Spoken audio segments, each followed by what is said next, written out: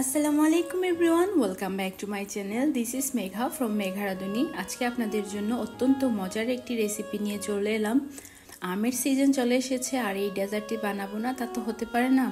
আম দিয়ে তৈরি খুবই মজার একটি রেসিপি, আপনারা বাসায় একবার হলেও ট্রাই করবেন। আর এই রেসিপিটি বাসায় যখন বানাবেন সকলে আঙ্গুল চেটে পুটে খাবে, এতটাই মজা। সো চলুন মূল প্রস্তুত প্রণালীতে চলে যাই। আমের স্যান্ডউইচটি বানানোর জন্য ব্লেন্ডারের জারে একটি ডিম দিয়ে দিচ্ছি, সে সাথে দিচ্ছি বড় সাইজের 3টে আম নিয়েছি।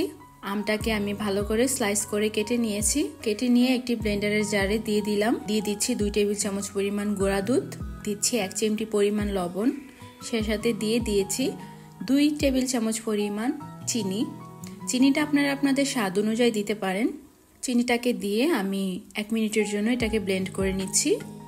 যখন এটা ব্লেন্ড করা হয়ে যাবে এই পর্যায়ে আমি 1/2 কাপ পরিমাণ লিকুইড তরল দুধ দিয়ে দিচ্ছি।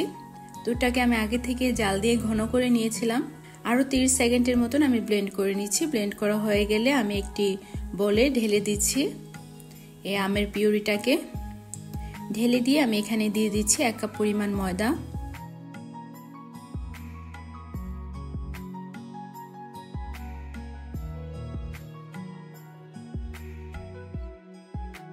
ময়দাটা দেওয়া হয়ে গেলে দিয়ে দিচ্ছি 2 টেবিল চামচ পরিমাণ গুঁড়া দুধটা দিয়ে বাকি ময়দাটুকু আমি দিয়ে খুব ভালো করে আমি ময়দাটা এই ডোটার সাথে মিশিয়ে নিব। দিয়ে এখানে আমি টোটাল নিয়েছি 2 কাপ পরিমাণ ময়দা। আমি এখানে 2 কাপ পরিমাণ ময়দা দিয়ে বানাচ্ছি। আর সেই সাথে আমি দিয়ে দিচ্ছি 1 কাপ পরিমাণ গরুর দুধটাকে দিয়ে খুব ভালো করে ব্যাটারটাকে তৈরি করে নিতে হবে। ব্যাটারটা যখন খুব ভালো করে তৈরি হয়ে যাবে 10 মিনিটের জন্য রেস্টে রেখে দিব। আর এই ডোটার কনসিস্টেন্সিটা আপনারা একটু লক্ষ্য করুন যে কতটুকু পাতলা হবে। অন্য পাশে চুলায় একটি প্যান বসিয়ে দিয়েছি। প্যানটা যখন হালকা গরম হয়ে যাবে আমি তেল ব্রাশ করে নিচ্ছি।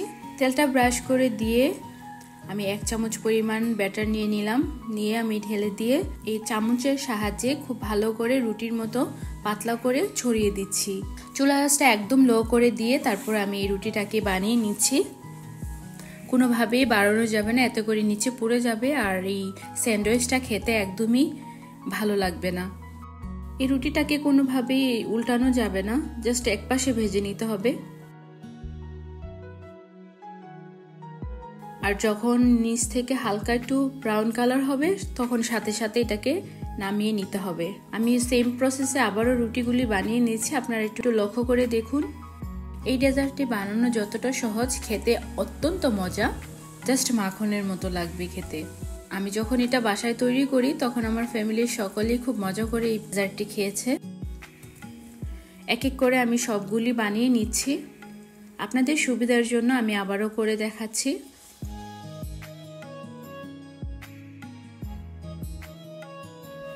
দেখতেই পাচ্ছেন এক এক করে আমি সবগুলি পিঠা বানিয়ে নিয়েছি। বানানোর পর আমি অন্য পাশে আগে থেকে আমি হুইপ ক্রিমটা তৈরি করে নিয়েছি। এই পর্যায়ে আমি এই ডেজার্টটিকে তৈরি করে নিব।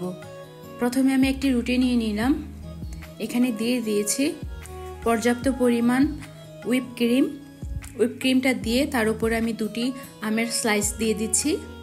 দিয়ে আমি 2 পাশ থেকে ফোল্ড করে নিয়ে আপনারা একটু লক্ষ্য করুন আমি কিভাবে করছি। আমি ঠিক এইভাবে করে একটি স্যান্ডউইচের আকারে শেপ দিয়ে দিচ্ছি। দিয়ে আমি এক এক করে সবগুলি স্যান্ডউইচ বানিয়ে নিয়েছি। বানিয়ে আমি ফ্রিজে রেখে দিয়েছি 1 ঘন্টার জন্য। 1 ঘন্টা পর আমি ফিরে এলাম। ছুরির সাহায্যে মাঝখান থেকে কেটে নিচ্ছি।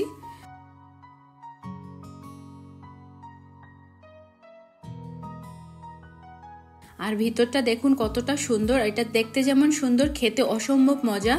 আই হোপ যে এবারে আমের সিজনে আপনারা অবশ্যই বাসায় একবার হলেও এই ডেজার্টটি ট্রাই করবেন।